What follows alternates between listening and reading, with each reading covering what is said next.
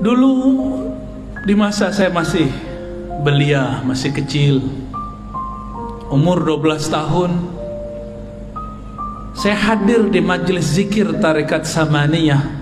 Guru saya Abuya Al-Hasan Al-Basri, namanya mirip seperti di sanad, tapi beliau Al-Minangkabawi, sedangkan yang di sanad lain lagi. Abuya Hasan Al-Basri, apa karamahnya?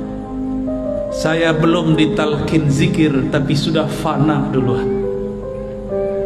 Ketika beliau memimpin zikir ba'da salat isya, afdalu dzikri la ilaha illallah. Ketika beliau baca la ilaha illallah pertama, badan saya langsung bergetar. Kolbu ini seperti berguncang. Itulah zalzalah sebelum zalzalah, gempa di dalam kolbu. Idza dzukirallah wajilat qulubuhum, disebut nama Allah, kolbunya berguncang. Karena badan saya masih kecil, akal saya masih belia, umur 12 tahun, akhirnya hilang. Tapi terasanya indahnya bukan main. Kapan saya sadar? Ketika semua orang sudah selesai sholat, sudah duduk ke tempatnya masing-masing, saya masih duduk, kepala masih ke bawah, masih mengarah kepada jantung. Rasa itu tidak pernah saya lupakan sampai hari ini. Nikmatnya ketika kalimatullah masuk ke dalam kolbu. Inilah yang diajarkan oleh dulu Datuk Kalampayan, ya, benar bacanya gitu, Syekh Maulana Muhammad Arsyad Al-Banjari. Boleh juga kita sebut beliau Al-Madani karena lama di Madinah. Beliau bertalaqi dulu kepada khalifahnya Syekh Muhammad Abdul Karim As-Samman yang ada di Madinah, namanya Syekh Abdul Somad Al-Falinbani. Talqin apa yang beliau ajarkan? Talqin la ilaha illallah. Maka tidak salah muqaddimah tadi, sangat luar biasa, yang dipakai oleh kibarul aulia, pembesar-pembesar aulia, itu la ilaha illallah. Yang menjadi makanan para salik, itu la ilaha illallah. Yang menjadi pembuka tabir-tabir hijab dalam diri, itu la ilaha illallah. Tapi kenapa kalau kita baca la ilaha illallah tidak ada efek? Mungkin kita hanya melakukan zahirnya, batinnya belum mengikuti. Maka sebagai pelengkap nanti ada talqin zikir tariqat. Kalau tadi talqin zikir riwayat, insyaallah nanti saya kasih sebelum kita bubar, sebelum pulang. Karena menghormati Tuan Guru Wildan, beliau sudah bermurah hati memberikan sanad riwayat talqin. Dengan keberkahan juga guru-guru kita, Datuk Kalampayan, begitu juga Abah Guru Sekumpul yang saya sangat cintai beliau. Maka kami pun akan talqinkan insyaallah metode zikir baca la ilaha illallah yang musalsal inda ahli turuq sufiyah, yang dulu dipraktekkan oleh para ahli-ahli thariqah. Sehingga tahu kita kenapa kepala bergerak ke kiri, ke kanan, ke bawah. Itu ada rahasianya. Insyaallah tolong diingatkan nanti, ya. Sebelum sampai ke sana, maka kita ambil dalam surat Muhammad ayat 19, Allah berfirman, fa'lam annahu la ilaha illallah. Kita potong saja sampai di situ, ya. Fa'lam, maka ketahuilah.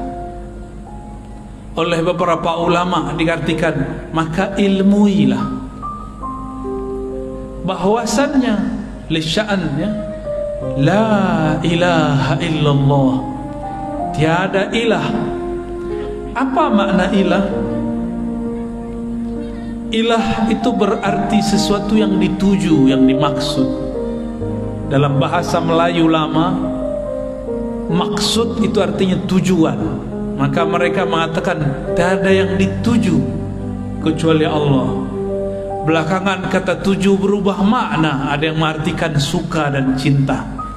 Karena memang kata ilah berarti cinta. Yang benar-benar dicintai hanyalah Allah Subhanahu wa ta'ala.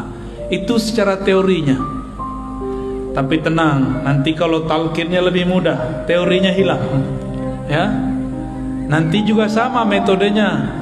Cuma kalau tadi pejam mata, sekarang ditambah pejam mata, tangannya dinaikkan ke atas. Mengamalkan hadis Imam Al-Hakim, irfa'u aidiyakum, angkat tangan kalian. Nanti tangan ini kita bantu menghantarkan kalimah ke dalam jantung kita, insyaallah. Imam Al-Bukhari menerjemahkan ayat ini, apa kata beliau?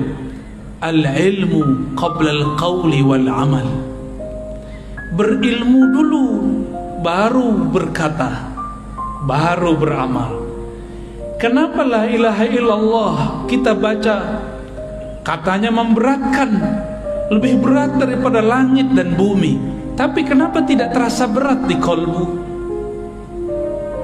Kata orang, berdasarkan ayat tadi, jika disebut nama Allah wajilat qulubuhum, jika disebut nama Allah bergetarlah kolbu. Kenapa tidak bergetar? Karena belum fa'lam, belum kenal. Saya ini heran ngelihat Paman Birin kemana-mana pakai sendal sendal apa namanya tuh? Sendal jepit. Masya Allah. Kalau ziarah orang nggak ngelihat saya, ngelihat beliau. Kalau orang tidak kenal beliau, dikira siapa nih? Wah, kayaknya tamu nih, tamu biasa. Tapi kalau kenal, hormat. Semua orang hormat. Apabila kita tidak kenal seseorang, cuma kenal namanya, maka tidaklah bergetar jika disebut namanya. Tapi kalau sudah kenal yang disebut namanya, namanya diulang-ulang dalam kolbu, itu akan mengguncangkan isi kolbu.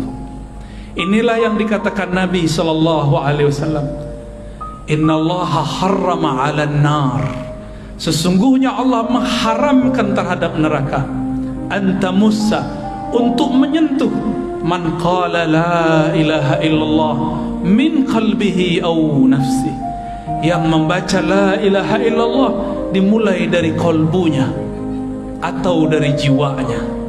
Maka zikir itu tekniknya mesti dari dalam kolbu atau dari dalam jiwa. Maka berdasarkan itu, zikir yang wusul, zikir yang membuat getaran itu cuma dua. Zikir nafsiyah, zikir jiwa, zikir minda, kata orang-orang jiran.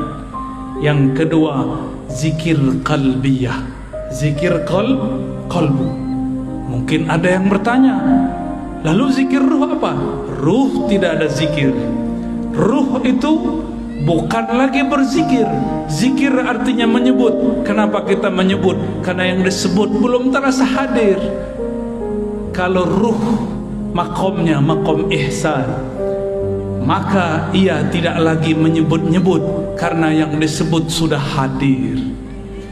Kalau saya nih belum ketemu Tuan Guru Wildan, saya sebut, oh Guru Wildan, Guru Wildan, Guru Wildan. Tapi kalau sudah ketemu, berani nggak sebut begitu? Berani nggak? Wildan, Wildan. Oh, kurang ajar itu, ya. Berani? Kita karena belum merasakan hadirnya Allah, maka kita sebut Allah, Allah, Allahu, Allah, Allah, Allah hak. Kita zikir begitu karena belum terasa hadir. Kita hadirkan dengan menghujam, itu belajar menyebutnya. Kalau sudah hadir, yang tadi disebut oleh Tuan Guru kita, wahdatus syuhud atau fana'us syuhud, fana dalam memandang, maka zikirnya bukan lagi menyebut, zikirnya adalah memandang. Pilih mana? Jatuh cinta seseorang, sebut-sebut nama dia, atau ketemu dia kita pandang-pandang? Pilih mana? Sebut-sebut atau pandang? Kita suka seseorang, wajahnya indah, wajahnya cantik, wajahnya gagah. Kalau sudah ketemu disebut-sebut nggak? Atau terdiam dalam memandang? Yang mana? Maka zikir orang yang hadir bukan lagi menyebut. Zikir orang yang sudah hadir adalah memandang. Lalu mendengar, dua aja, memandang, mendengar, memandang, mendengar. Tapi ternyata di atas itu ada makom lagi. Itulah makomnya Nabi. Apa makomnya Nabi? Fakana qaba qausaini aw adna. Jarak antara Nabi dan Allah ibarat dua busur atau lebih dekat dari itu. Kalau sudah dekat bisa ngobrol nah. Maka inilah maqam hiwar ma'allah, berkalam-kalam dengan Allah. Sayyidina Musa itulah maqamnya. Nabi Muhammad au adna, lebih dekat daripada itu. Itulah maqam Sayyidina Muhammad sallallahu alaihi wasallam. Satu kali Nabi Musa alaihi salam dalam hadis yang sahih berkalam-kalam kepada Allah. Apa kata Sayyidina Musa? Ya Rabb, khussani bidzikrin. Tolong istimewakan aku, khususkan aku dengan satu zikir. Barangkali riwayat ini sudah sering kita dengar. Lalu Allah mengatakan, Ya Musa, qul la ilaha illallah. Wahai Musa, cukuplah engkau membaca la ilaha illallah. Apa kata Sayyidina Musa? Ya Rabb, ini zikir dibaca oleh orang awam ataupun khawas. Tolong khususkan aku dengan satu zikir saja. Apa kata Allah? Ya Musa, seandainya kalimah la ilaha illallah itu ditimbang dengan langit dan bumi, maka satu kalimah itu yang ikhlas lebih berat daripada langit dan bumi. Maka nanti di akhirat akan ada sekelompok orang tidak punya amal apapun, maka dia mau digiring oleh malaikat azab. Tiba-tiba Allah berkalam. Dalam riwayat Imam Tirmizi disebutkan bahwa Allah kemudian mengatakan, wahai malaikatku, bedahlah dadanya, perhatikan denyut jantungnya. Ternyata jantungnya bergetar dulu menyebut la ilaha illallah. Diambillah jantungnya itu, ditimbang dengan semua dosanya. Dalam hadis Imam Tirmizi dikatakan, dosanya sepanjang mata memandang. Tapi ketika ditimbang dengan kalimah la ilaha illallah, apa yang terjadi? Semua dosanya kalah. Yang menang kalimatut thayyibah la ilaha illallah. Jadi ini kalimah bukan main-main. Maka jangan main-main dengan kalimah la ilaha illallah. Ini lebih berat daripada langit dan bumi, lebih berat daripada gunung, lebih berat daripada air yang ada di lautan. Gak ada apa-apanya. Maka Sayyidina Musa kemudian berzikir la ilaha illallah. Dalam riwayat lain, disitulah terjadi dialog panjang antara Nabi Musa dan Jibril. Beliau melihat di ufuk, suatu ujung bumi, banyak sekali umat. Kata Nabi Musa, hai Jibril, itukah umatku? Kata Sayyidina Jibril, betul. Lalu beliau diperjalankan lagi ke negeri yang lain. Maka Sayyidina Musa melihat umat yang lebih banyak daripada umatnya. Kata Sayyidina Musa, "Hei Jibril, itu umat siapa? Umatku juga?" Nabi Musa sudah gak yakin, karena umatnya banyak dulu ingkar. Kata Nabi, kata Sayyidina Jibril, "Wahai Musa, itu umat akhir zaman." Kita di akhir zaman bukan? Di akhir zaman. Namun Nabi Musa kepedean. Bril, itu umat saya bukan? Saya enggak yang jadi nabinya. Nabi Musa sama Jibril itu udah kayak orang kenalan, bro panggilnya. Bro Jibril, itu umat saya bukan? Bukan, kata Jibril. Oh, kok bukan saya jadi umatnya? Kata Sayyidina Jibril alaihissalam, itu umat akhir zaman. Kalau gitu saya aja jadi umat akhir zaman. Maka memintalah Sayyidina Musa, "Ya Allah, jadikan aku nabi umat akhir zaman." Apa kata Allah? "La ya Musa, tidak wahai Musa. Nabi akhir zaman itu Muhammad sallallahu alaihi wasallam." Disitulah beliau angkat tangan, "Ya Rabb, kalau begitu jadikan aku salah satu dari umat akhir zaman, umat corona." Ya. Jadi jangan sedih jadi umat corona, nikmati. Inilah dulu yang diminta oleh Sayyidina Musa. Di akhir zaman ini semua bala bencana ada, banjir ada. Ini Banjar lagi panen banjir Pak Gubernur. Kita berdoa semoga segala Allah selesaikan. Nanti diberikan jalan insyaallah. Amin ya rabbal alamin. Siapa yang terkena musibah semoga tetap bersabar. Innallaha ma'ana. Itu Nabi Musa. Dulu pernah doa gak? Ya Allah, dulu di alam sana pernah doa gak? Gak ingat kan? Gak ada yang ingat, saya juga gak ingat. Tapi sebenarnya kita dulu semuanya berdoa. Dulu di alam arwah semua kita dulu berdoa.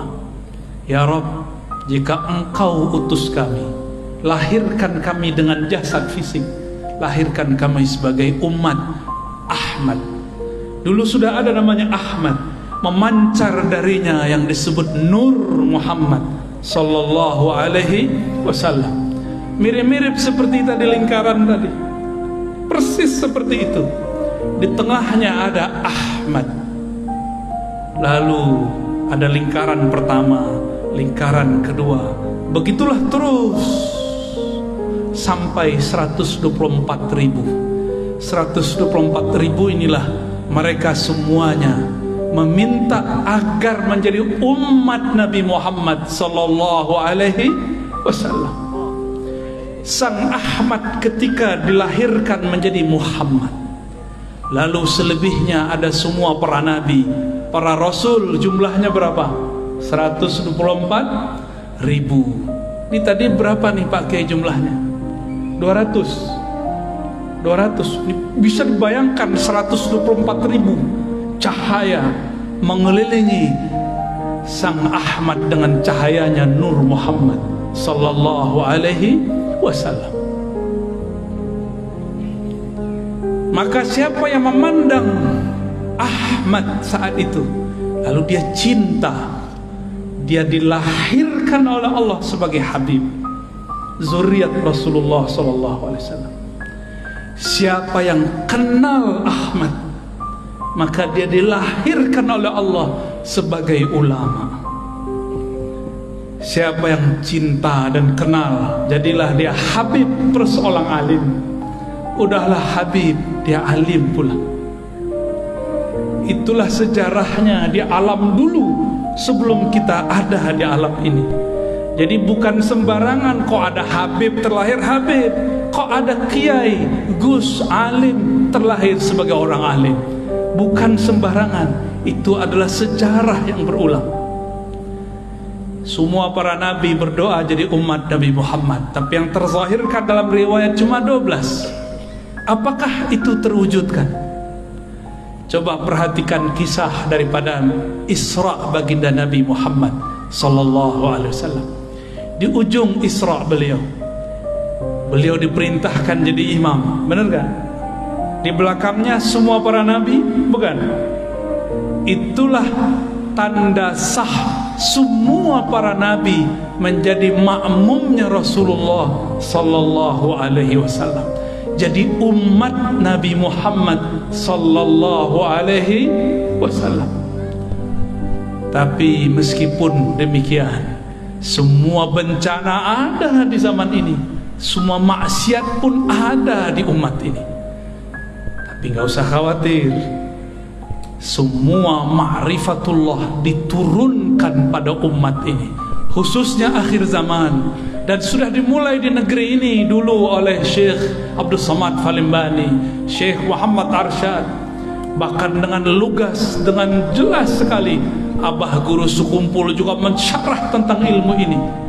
Dan kita nggak boleh berhenti, kita teruskan kajian-kajian ma'rifatullah mengenai Nur Muhammad sallallahu alaihi wasallam. Inilah ma'rifat yang dulu dicari oleh para arwah. Maka berkatalah Al-Habib Zain bin Smith, begitu juga Syekh Abdullah Faiz Ad-Daghestani An-Naqsyabandi. Apa kata mereka? Dengan makna yang sedikit berbeda, lafaz yang sedikit berbeda, maknanya hampir sama. Siapa yang wafat, meninggal, mati, belum cukup suluknya, riyadhahnya, belum cukup ma'rifatnya, maka dia, jika dia seorang mukmin, dia mesti menyempurnakan jika masuk alam kubur. Jadi jangan dikira masuk kubur langsung ketemu Allah. Belum tentu. Orang masuk kubur disidang dulu, man rabbuk.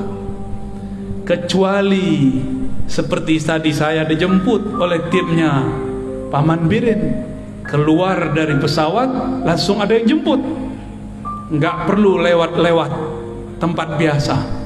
Itu kalau kenal yang punya, yang mimpin negeri Kalsel, yang menguasai rajanya alam barzakh, yang boleh membantu di padang mahsyar siapa? Baginda Rasulullah sallallahu alaihi wasallam. Maka siapa yang kenal beliau, sering menyapa beliau, sering bersolawat kepada beliau, nanti beliau kirim orang-orangnya untuk menjaga kita. Bahkan jika kita ini orang spesial, Rasulullah sendiri yang menyambutnya. Kalau disambut oleh Rasulullah, berani nggak mungkar nakir tanya?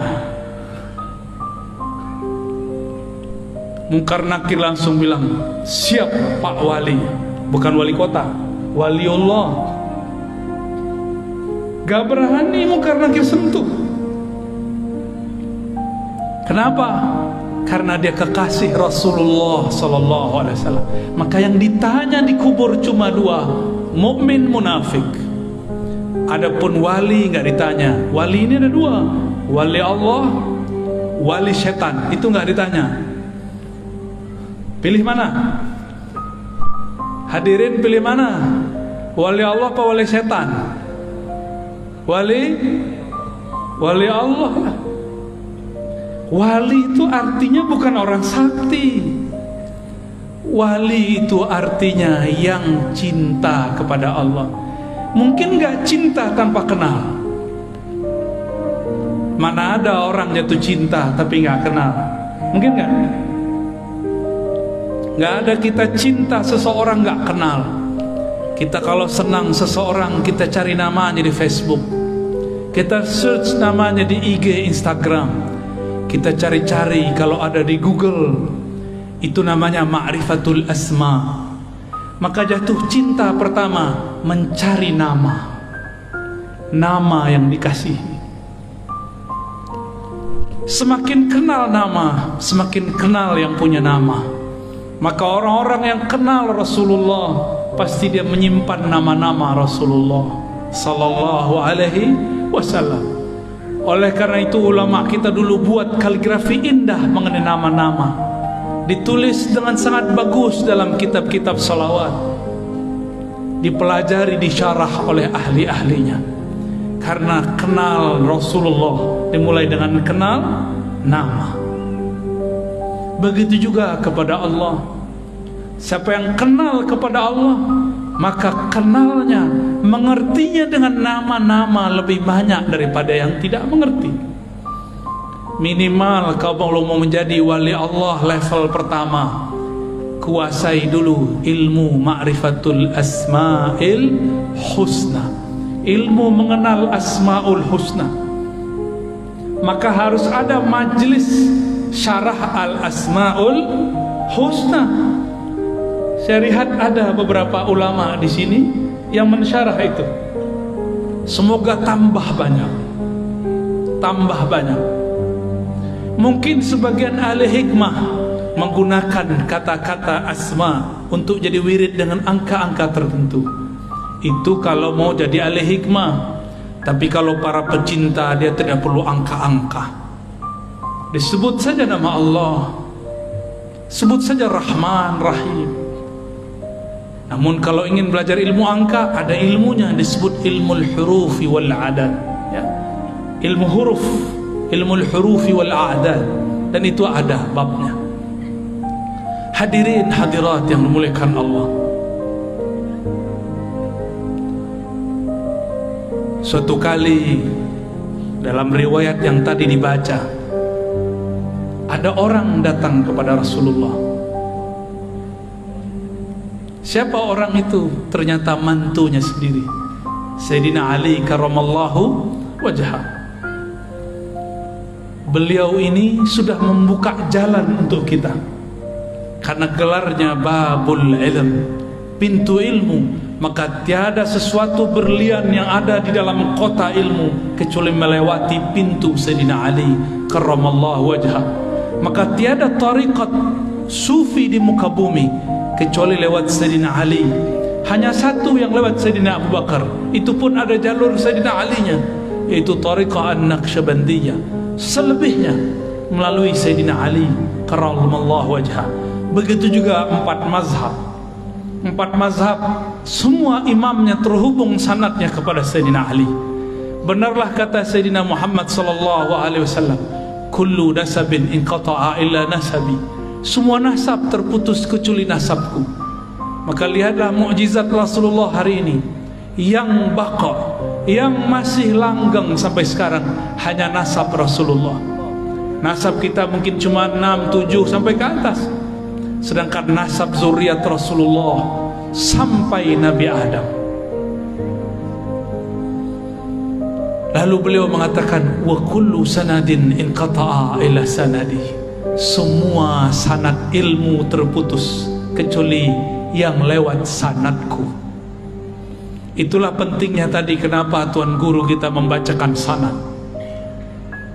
Imam Abu Hanifah pernah berguru kepada Ja'far Shadiq. Apa kata beliau? Laula Ja'far lahalaka Nu'man bin Thabit. Kalau bukanlah karena Ja'far, binasalah Abu Hanifah Nu'man bin Thabit. Jadi beliau ini orang pintar. Pintar secara akal, pintar secara hafalan tidak cukup, harus belajar ilmu qalbu. Itulah ilmu yang diajarkan cucu cicitnya Sayyidina Ali, Ja'far Shadiq.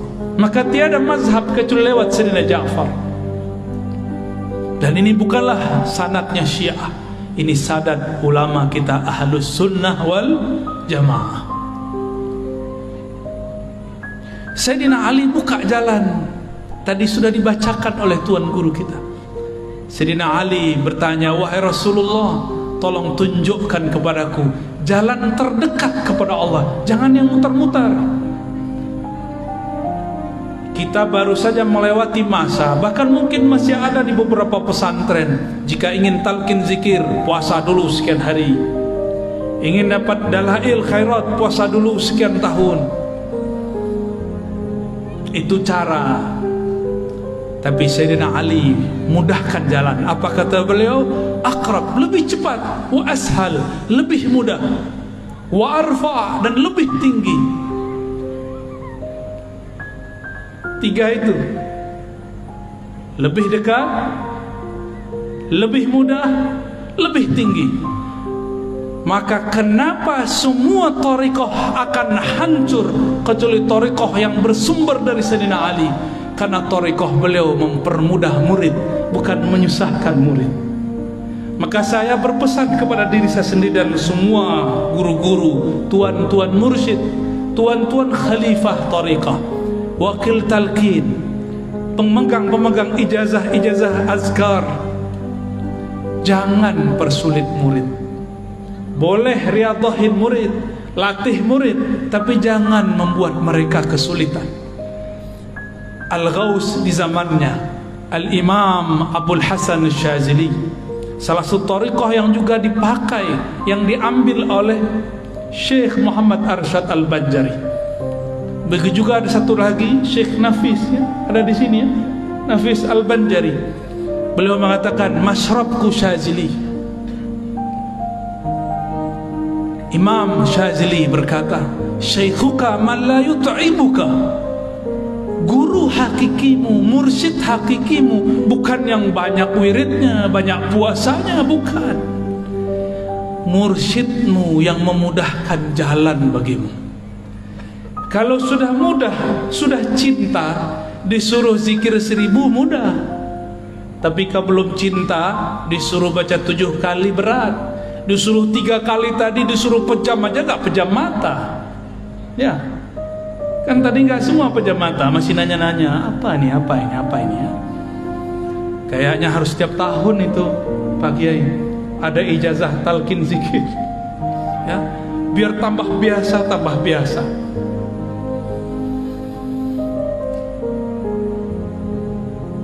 Saya dapat sanad ijazah thariqah samaniyah daripada Abuya Masri, namanya pakai ri belakangnya, Abuya Masri, Abuya Hasan Basri, Abuya Darlis bin Hasan Basri.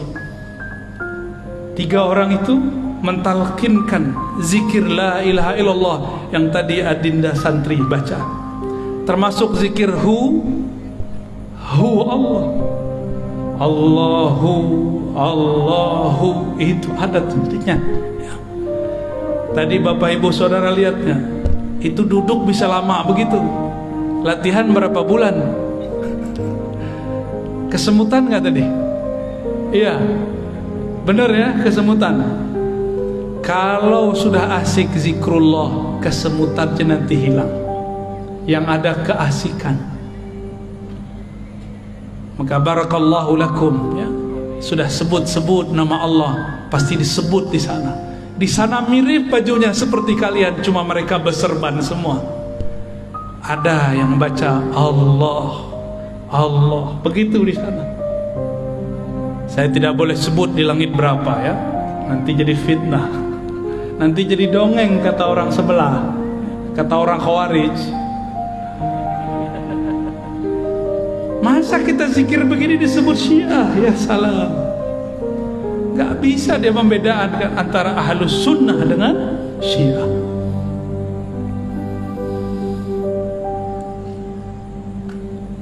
Sayyidina Ali kemudian dipanggil oleh Nabi. Apa kata Sayyidina Nabi SAW? Wahai Ali, hendaklah engkau banyak-banyak dawamkan zikrullah dalam khalwatmu, dalam sepimu, dalam sunyimu. Kata Sayyidina Ali, kalau itu saya tahu wahai Rasulullah, gimana caranya?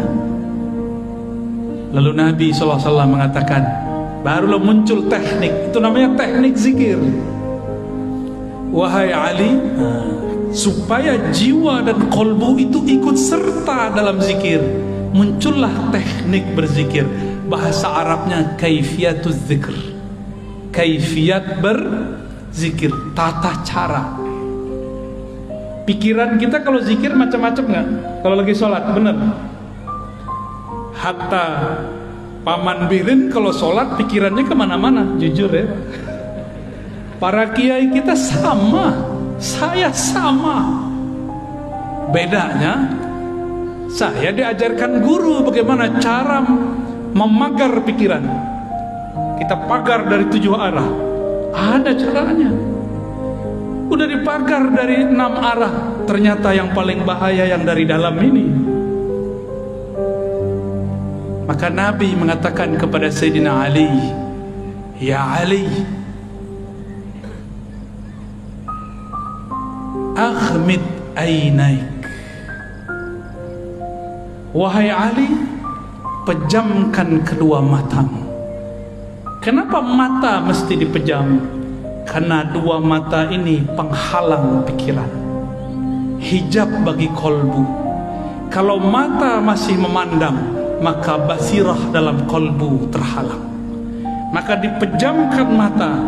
Disitulah kalimah yang tadi dikatakan Tuan Guru kita dapat ditanam, dicangkul dalam kolbu. Jadi kalau mata masih dibuka, terhalang oleh pikiran. La ilaha illallah, gak jelas perginya, ya, perginya kemana-mana. Tapi kalau mata dipejam, tinggal telinganya difokuskan, fokuskan kepada lafaz guru, supaya tangan tidak kemana-mana. Di hadis Imam Hakim, irfa'u aydiakum, angkat tangan kalian. Ada teknik begitu. Makanya jangan heran, di kitab-kitab lama masih ditulis kalau zikir itu tangannya diginikan. Allah, Allah, masih ada di sini. Itu bukan ajaran Syiah, itu ajaran Ahlus Sunnah wal Jamaah. Diangkat tangannya. Bedanya kalau muridnya sahabat, gurunya Rasulullah, sekali angkat tangan usul sahabat Rasulullah. Kita ada berkali-kali angkat, nggak usul-usul juga. Makanya diulang, dilatih lagi, sampai kemudian kaki pun ikut bergerak. Jadilah dia gerakan-gerakan zikir. Alladzina yazkurunallaha qiyaman. Orang-orang yang berzikir tidak hanya lagi duduk, tapi juga sedang berdiri. Itu dalilnya bahwa boleh berzikir sembari berdiri. Al-Muhaddis Al-Kabir Al-Azim Sidi Abdul Aziz Al-Ghummari, barangkali Tuan Guru pernah ketemu beliau, ya, kawan daripada Syekh Yasin Al-Fadani. Itu kalau zikir beliau ikut jingkrak naik ke atas. La ilaha illallah, badannya naik. Ulama ini kan udah jarang olahraga, maka cocok sekali zikir saman tadi untuk zikir para kiai. Ya. Pulang-pulang makan nasi kebuli, ya. Apalagi ada kambing, ya salam, kolesterol. Kalau ulama zikir banyak, gerak kurang, ngajar banyak, kolesterol. Maka zikir tadi itu menjadi riyadhah, tidak hanya bagi kolbu, tapi juga bagi badan. Zikir itu panas. Kenapa ada orang latihan supaya badannya keren, apa namanya, six pack, petak-petaknya ada 6, ya. Apa yang dilakukan? Latihan berulang-ulang mengangkat berat. Benar? Sama. Jika kolbu mau dibuat six pack, jika kolbu mau dibuat kuat, maka lafaz kalimah la ilaha illallah yang beratnya lebih berat dari langit dan bumi harus berulang-ulang dihunjamkan, dipukulkan, dihentakkan ke dalam kolbu. Barulah kolbu itu nanti menjadi lansing. Maka dia bergerak sangat lincah, cepat tanggapnya. Betapa naifnya manusia untuk mencari uang. Dia berangkat pagi, pulang malam. Berangkat pagi, pulang senja. Berangkat pagi, pulang petang. Tapi untuk mencari kenikmatan yang ada dalam kolbu, mereka tidak mau berangkat seperti itu.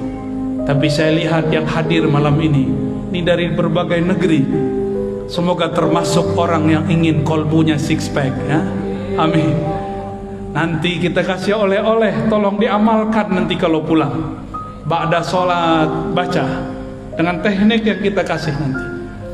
Biasanya saya baru kasih kalau orang yang sudah zikir ya hayyu ya qayyum 40 hari. Tapi khusus untuk orang Banjar atau orang yang hadir malam ini, kita berikan dengan mudah karena Sayyidina Ali telah mempermudah. Guru kita Tuan Guru Wildan juga sudah mempermudah ijazahnya. Insya Allah. Mau langsung atau nanti? Tar dulu ya. Jam berapa nih? 11. Sampai jam berapa kita? Wah. Gimana, udah kesemutan belum? Kasih saya tisu dong satu.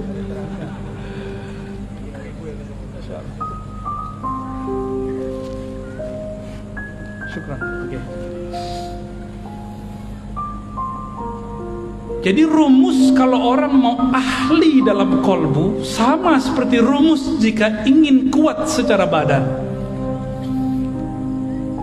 Betapa aneh orang sakit jantung, katakan dokter sama dia, wahai tuan, supaya sehat jantung Anda, jalanlah setiap hari 30 menit. Benar? Jalanlah 1 jam, jalanlah 1 kilo 2 kilo. Kalau dokter yang berfatwa kita dengar. Sekarang ada kiai, ada guru, ada ustadz, ada para syaikh, mereka sedang memberikan obat bagi kolbu. Tapi sayang sekali pasiennya bandel-bandel ya. Zikir itu banyak, tapi zikir yang dapat jadi obat tidak banyak. Sebagaimana obat itu banyak, tapi yang efektif mengobati badan harus sesuai dengan resepnya dokter. Dokter itu bukan orang yang cuma belajar sebentar, setahun 2 tahun. Dokter itu kuliahnya 4 tahun, praktek koasnya 2 tahun, 6 tahun baru bisa mengobati badan. Apalagi kalau ingin mengobati kolbu. Kalau jam terbang kolbunya sebentar, bagaimana ia akan menghendak mengobati kolbu? Maka anak-anak kita kalau mudanya sibuk bermain, nonton, nge-game, jadi apa nanti dia kalau dewasa? Kalau bapak-bapak ini masih sibuk nonton, bagaimana nanti dia ketika ajal datang? Harus punya satu waktu dia berkhalwat, bersepi-sepi dengan Allah Subhanahu wa ta'ala. Maka Nabi berkata kepada Sayyidina Ali, ya Ali ghammid ainaik, wahai Ali pejamkan matamu. Lalu isma' minni thalathan, dengarkan aku baca la ilaha Allah 3 kali. Ini diperdebatkan caranya. Isma' minni ini apakah setiap baca la ilaha illallah lalu kita ikuti la ilaha illallah, atau tunggu dulu sampai selesai la ilaha 3 kali baru kita ikuti? Ini perbedaan ahli thariqah. Saya dapat dua-duanya. Ada guru saya mengatakan kul la ilaha illallah, kita baca la ilaha illallah sampai 3 kali. Ada juga guru seperti Tuan Guru Wildan tadi, beliau baca dulu 3 kali, baru kemudian kita ikut 3 kali. Cuma ada yang belum disebut di riwayat itu. Adanya di riwayat Imam Bukhari. Apa kata Nabi tadi? Allah mengharamkan neraka terhadap orang yang membaca la ilaha illallah dari kolbunya atau dari jiwanya. Bagaimana cara membaca la ilaha illallah dari kolbu? Inilah pegangan-pegangan Syekh Arsyad, Abah Guru Sekumpul Syekh Abdul Somad Falembani, yang dulu bersambung sanad mereka kepada Tuan Syekh di Madinah, Muhammad ibn Abdul Karim As-Sammani. Dipejamkan mata, lalu ketika baca la, supaya pikiran ini tidak kemana-mana, dipenjarakan, diberikan dia batasan. Pandanglah dalam pejam matamu bagian pusar. Ada pusar nggak? Pada punya pusar nggak? Tahu pusar? Bahasa sini pusat. Pusat. Bapak Ibu punya pusat nggak? Kalau nggak punya pusat itu apa namanya? Di kampung saya namanya bunian. Sama? Apa? Pujal. Udah horor sekali. Mungkin ada yang hadir, dia nyamar sekarang ya. Coba cek dulu. Itu apa tuh? dipejam mata, kepala menunduk. Makanya dalam zikir saman lama itu kepalanya begini, la, baru diangkat ke atas. Bawah dulu, la. La itu dihentakkan dari pusar, dari pusat kita. Lalu ditarik ilaha ke ujung ubun-ubun. Kenapa ke ubun-ubun? Ini bagian kepala, bagian angan-angan.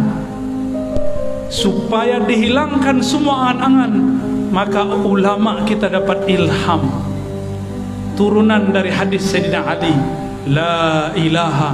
Buanglah semua yang kamu pikirkan, buanglah semua yang kamu tuju. Lalu ditarik ke bagian kanan. Maka tadi zikirnya kemana? Ke kanan atau kiri? Kanan, betul. Itu la ilaha begini. Ditarik ke bagian kanan. Makanya ada geraknya tadi. Itu yang asli loh ya. Itu ada dalam kitabnya Syekh Abdul Karim Muhammad Al-Samad. Ada juga dalam kitab Abdul Samad Al-Falembani ya. Dan murid-murid beliau. Dibawa ke kanan, baru dihunjam, dihentakkan ke dalam kolbu. Kolbu kita berhubungan dengan jantung. Jantung itu ada 2 jari di bawah dada bagian kiri. Dibaca la ilaha illallah, seperti itu ya.